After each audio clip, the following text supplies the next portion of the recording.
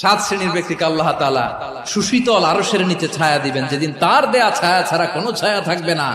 এর প্রথম হচ্ছে ইমামুন আদিল, ন্যায়পরায়ণ শাসক। চিল্লায় বলেন সুবহানাল্লাহ। আবার বিশ্বনবী বললেন, ইন্নাল মুকসিতিনা ইনদাল্লাহি আলা মানাবিরা মিন নূর আন ইয়ামিনির রহমান। কিয়ামতের দিন যারা ন্যায় পরায়ণ হিসেবে আল্লাহর সামনে দাঁড়াবে, কিয়ামতের দিন রব্বুল আলামিন তার আরশের ডান দিকে ওই ন্যায় পরায়ণ লোকদের জন্য আরশের ডান দিকে একটা নূরের মিম্বারে তাদেরকে বসার সুযোগ করে দিবে।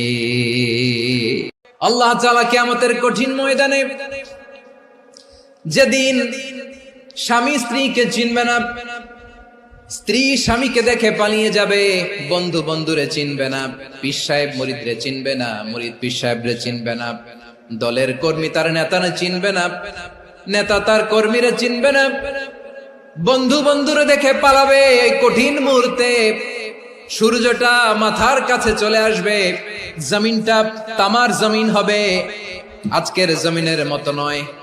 মানুষ ঘর্মাক্ত, ক্লান্ত, শ্রান্ত মাথার মগজগুলো কানের ছিদ্র আর নাকের ছিদ্র দিয়ে বেয়ে বেয়ে পড়বে।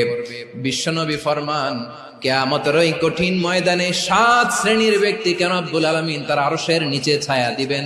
তার মধ্যে প্রথম শ্রেণীর ব্যক্তি হলো ইমামুন আদিল, যে ইনসাফের সাথে বিচার করে, যে জাস্টিস সমাজে সার্ভ করে, যে সুশাসন